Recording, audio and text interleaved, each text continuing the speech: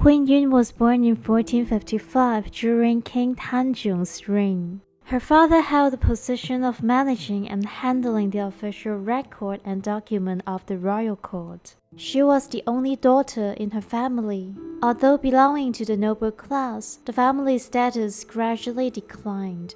Even worse, Queen Yun's father passed away shortly after his daughter's birth, casting a shadow over the once happy family. Due to Queen Yun's father's early passing, her mother had to endure a difficult life while raising the young Queen Yun. Going without meals was a common occurrence. Queen Yun's feeling of inferiority, paranoia, and cruelty may very well have been caused by the unfortunate experience of her childhood. On August 11th, in 1482, the Grand Minister submitted a memorial to the court mentioning before Queen Yun entered the palace, I often passed by her house and found it in a state of decline. As Queen Yun entered adulthood, the matter of her marriage became a concern. Despite her family's modest circumstances, Queen Yun possessed exceptional beauty and a remarkable demeanor, earning the admiration of many. Witnessing Queen Yun's development and desiring her happiness and prosperity, her mother naturally wished to find her a suitable and advantageous match. Coincidentally, at the time, King Cheoljong just ascended to the throne and sought to enrich his harem. Seizing this opportunity, Queen Yun was chosen and entered the selection process, hoping to catch the attention of the king. Fortunately, among numerous competitors, Queen Yun successfully stood out and caught the eye of King Cheoljong. In 1473, she was officially conferred the title of Suki, junior second-rank concubine of the king, and embarked on the dramatic second half of her life. In 1474, King Cheoljong's wife, Queen Han, passed away at only 18 years old and was posthumously honored with the title Queen Gongye. Although there are only few official records about the couples in the annals, it can be inferred that King Cheoljong and Queen Han had a deep relationship based on his frequent visit, personally tending to her, offering prayers at the ancestral temple for her recovery, and even declaring a general amnesty during her illness.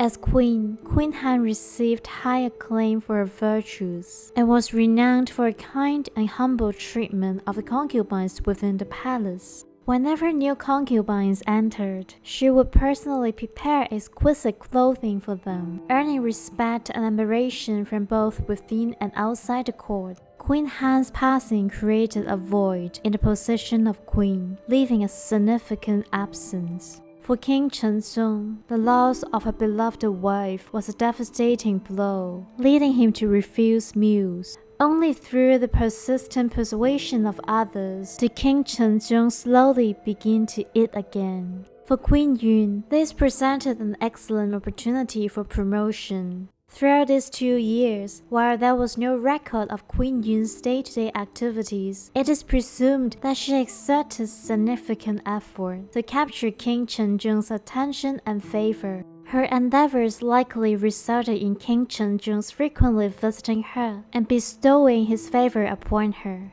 Therefore, in 1476, Queen Dowager Yin-su, the mother of King Cheoljong, issued a decree deciding that Queen Yun would succeed the position of the queen. Upon hearing the joyful news, Queen Yun humbly declined, saying, I have no virtue. I come from a widow's family, and I know little of the world. I deeply fear that I may burden the benevolence and wisdom of the king. Queen Dowager Yin-su rejected Queen Yun's plea and instructed her to continue being filial, loyal, respectful, and frugal, and not to let everyone's expectations go to waste. Thus, Queen Yun ascended to become King Cheoljong's second queen, ultimately reaching the highest point of her life. In the same year, Queen Yun gave birth to King Cheoljong's eldest son, Yi-yong, further solidifying her position. The news of the prince's birth quickly spread across Korea, igniting nationwide celebrations.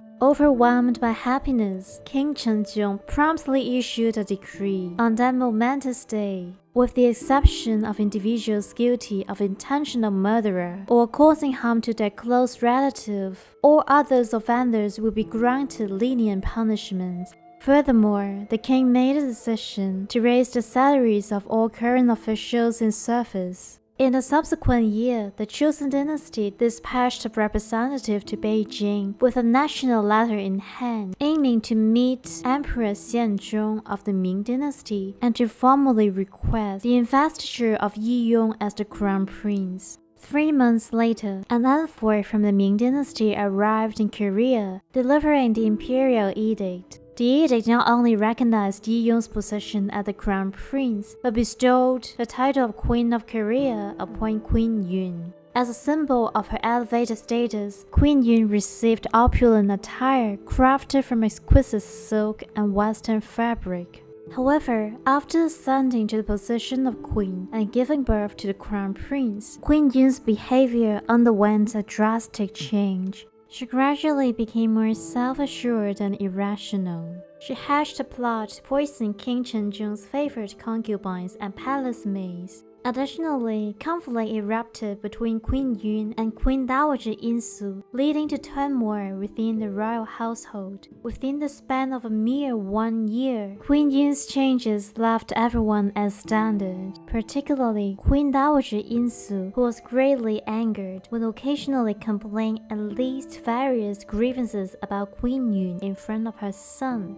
As a husband, King Cheoljong found himself unable to say much and could only quietly listen to his mother's frustration. After all, at this time, he was still unaware of Queen Yun's malicious actions. In the year 1477, officials conducting an investigation into an unsolved murder case made a staggering revelation within Queen Yun's chambers. They stumble upon poison, prohibited books, and compelling evidence linking her to occult practices. In feudal society, engagement in occult activities was considered as an act of treason, carrying the severe penalty of executing the entire family. Upon discovering the queen's action, King Cheoljong was shocked and furious. He struggled to comprehend how his own wife, his lifelong companion, could harbor such malice and conceal such forbidden objects. Filled with outrage and humiliation, Cheoljong immediately summoned Queen Yun and condemned her crimes. He even intended to demote her to a lower rank. However, upon receiving the news, the ministers intervened and strongly advised against the immediate demotion of the queen. They presented a compelling argument, emphasizing that such an action could potentially destabilize the nation. Additionally, considering the young age of the crown prince, the minister highlighted the potential risk involved in jeopardizing his position. The strict illegitimate child system of the Joseon Dynasty meant that a child's status could be adversely affected by the low status of their mother. They also cautioned that such a demotion could sow the seeds of future unrest. Feeling the weight of these concerns and unwilling to compromise his son's future, King Cheoljong reluctantly compromised. However, he made it clear to Queen Yun that she must undergo a personal reform and rectify her behavior. Queen Yun's ability to escape severe punishment for her involvement in occult practices and maintain her position as queen could be perceived as an extraordinary luck. However, it appears that she had no intention of reflecting on her wrongdoings. In 1479, Queen Yun celebrated her 24th birthday with the hope of a joyful occasion that would reignite the affection between her and her husband. However, King Cheoljong issued a decree stating, "Limit congratulatory gift and submit only official documents on the queen's birthday." This meant that the celebration should be kept modest, devoid of extravagant display.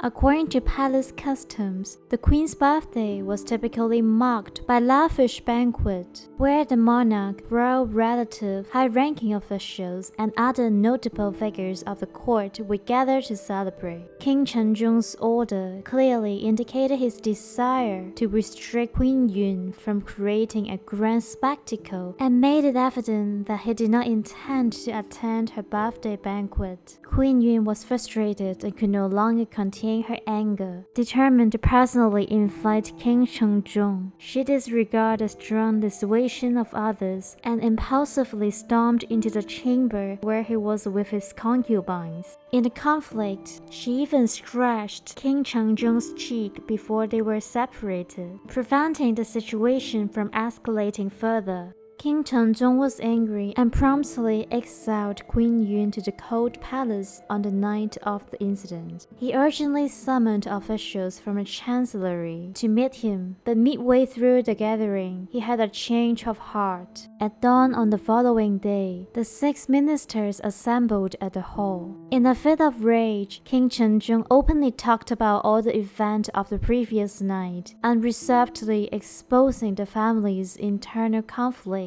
The king declared his intent to employ the 7 ways of removing in order to depose her and strip her of the noble status, reducing her to the commoner rank. Some officials raised concern about the future of the crown prince. Some suggested that Queen Yun should be sent to a remote palace and tightly monitored. In the end, an official proposed to King Cheoljong that he should seek the counsel of the Queen Dowager Insu. King Cheoljong then sent someone to inquire about his mother's opinion. Soon, Queen Dowager Insu issued a decree, agreeing with King Cheoljong's decision to depose Queen Yun. Despite several rehabilitation attempts initiated by her party, influential government officials ultimately petitioned for the execution of the deposed queen. Consequently, she was sentenced to death by poisoning. After being deposed for 3 years, Queen Yun tragically passed away in her secluded residence at the young age of 27. Upon receiving the news of Queen Yun's demise, King Cheoljong displayed no mercy as he banished her entire family. Even to this day, many find it hard to comprehend the series of crimes committed by Queen Yun following her ascension to the position of queen. Some speculate that her true nature was unveiled after entering the palace, while others propose that certain events during her time in the court may have triggered a dramatic shift in her character. Additionally, scholars argue that Queen Yun's actions were driven by a relentless pursuit of maintaining her position and power. If Queen Yun displayed arrogance and rebelliousness soon after entering the palace, it can be reasonably concluded that she was not qualified to assume the position of the queen, as the final decision was made by Queen Dowager Insu. Furthermore, the decree issued by Queen Dowager Insu states, Queen Yun, the virtuous consort, is highly regarded by His Majesty, and I also believe she is suitable. Queen Yun has always been humble, frugal, and meticulous in her every endeavor, making her capable of handling important matters. This passage clearly indicates that prior to becoming the queen, Queen Yun was recognized as a virtuous wife and mother, receiving praise from within and outside the royal court. Additionally, Queen Yun only gave birth to a son after becoming queen. In other words, as a virtuous consort, Queen Yun did not possess any political leverage, background, or offspring. A significant event must have played a substantial role in Queen Yun's transformation into a ruthless and heartless woman. This pivotal event could be linked to King Cheoljong's change in attitude or tension in mother-in-law relationship. Following the unfortunate demise of the deposed queen, King Cheoljong could finally find solace and enjoy 12 years of contentment. In 1494, King Cheoljong passed away, having ruled for 25 years, leaving this world at the young age of 37. Upon hearing the news of King Cheoljong's passing, Queen Dowager Insu was overwhelmed by grief. However, recognizing that the nation could not be left without a ruler, she bravely wiped away her tears and resolutely supported the Crown Prince's ascension to the throne. Therefore, Yeonsangun became the 10th monarch of the Joseon dynasty, marking the onset of a subsequent era characterized by darkness and cruelty.